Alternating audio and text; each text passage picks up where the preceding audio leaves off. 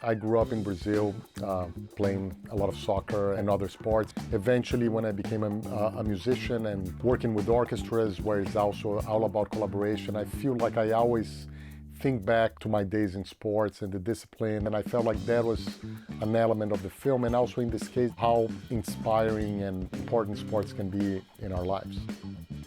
I was introduced into the world of music production through family, really. My uncle was a record producer back home in Turkey, and I sort of grew up in his studio.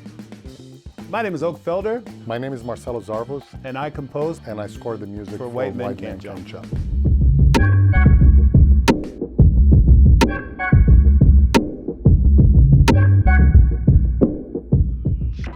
Marcelo Zarvos. Let me tell you about this dude, man. He, first of all, is one of the most welcoming guys, especially in an industry that doesn't see a lot of composer collaboration. The collaboration with Felder, he focused more on the pieces that were more song-like, where I focused more on the pieces that were more score, more emotional. Sort of choreographed very carefully how one piece was going to go into the next. The music basically never stopped, so you're always riding out of a song into another song or into another piece of score. He could easily look at the whole cue sheet and say, yeah, the whole thing plays to my strengths, so off I go. He could have easily done that. Because Calmatic is the director, there is a focus on the music of it and the feel of the music of it. Along with being a great film director, he's directed a lot of music videos. Calmatic is a music producer. That was also very different. I don't think I ever worked on a film where the director was not only involved in the music, but also so knowledgeable about music. The musical difference between the remake and the original White Men Can't Jump, it's your perspective. The funny thing is that a lot of the influences we pulled for the music of this film come from 90s hip hop. The original film came out in the midst of that. And then years later, we say, oh, we're gonna pull this retro vibe and put it in the film. In a movie like this, you can't ignore the original, you know, where this was based on. And I feel like it was just this great story of sort of overcoming prejudice, overcoming difficult circumstances. It informed me sort of just emotionally on how to work on these films. Honestly, more than anything, it's the flipping of emotion that really concerned me the most in doing this film. It's a drama, it's a comedy. Dramedy. That's a word, right? Yeah.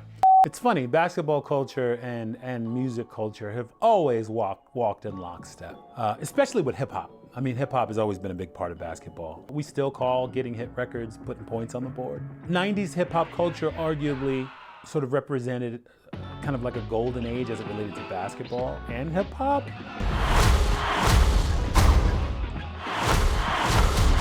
So I prefer Venmo or Zelle, but you seem like a Cash App guy. Which is why it was important for us to sort of reach back and borrow from that era. I think that there was something kind of jazzy about the score. I always think of basketball and jazz because there's always this element of improvisation and of back and forth, and you know, you do something and you pass it along to the other person, they do something, and there's an improvisatory feeling, and the music had to capture the fun and the challenge, and sometimes be a little bit scary, you know, if are they gonna miss that shot or not. Sometimes within a cue, you would have all these different emotions, or sometimes it would go from one of Vogue's percussive cues into my emotional cue. But I felt like the music for the games evolves as the film evolves. It's game. It's win by 2. Not here, it's not. I feel like the voice is an instrument. It's an instrument that a lot of other instruments are modeled after. You know, the violin was initially created to be an analog for the voice. I love how much emotion it can evoke. Music is a conduit of emotion from the creator to the listener. The music in a film is a guide for the audience. Your voice is your most used instrument. It is the thing that allows you to put as much emotional information to what it is you're trying to portray. So that's why I love using vocals in compositions. And so we used it a lot in this film. The approach to scoring the basketball games was they evolved with the movie. At first, it's more about like the hustle and who's winning, who's tricking who, and it's very rhythmical.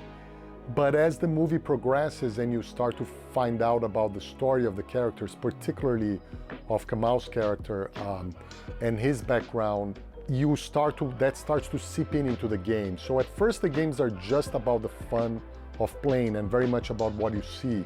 And eventually the story, the past, the present, and in some ways the future starts to come together. There's a point in the film where the main character shoots a shot, ball goes up, there's this moment of will he make it, won't he make it, and then it hits, and it gets in, and everybody's going crazy, and it's this happy moment. And my God, I love the joyous, emotional feel of choirs. I love them so much. And that's exactly what we put in that cue.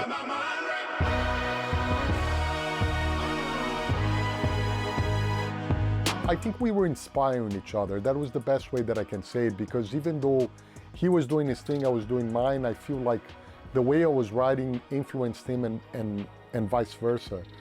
And we just brought our A game to this, and it worked out great. In addition to being a fun experience, and in addition to being something that I'm never gonna forget for the rest of my life because it was such a great experience, it was something that sort of showed me a new dimension to how things can be done.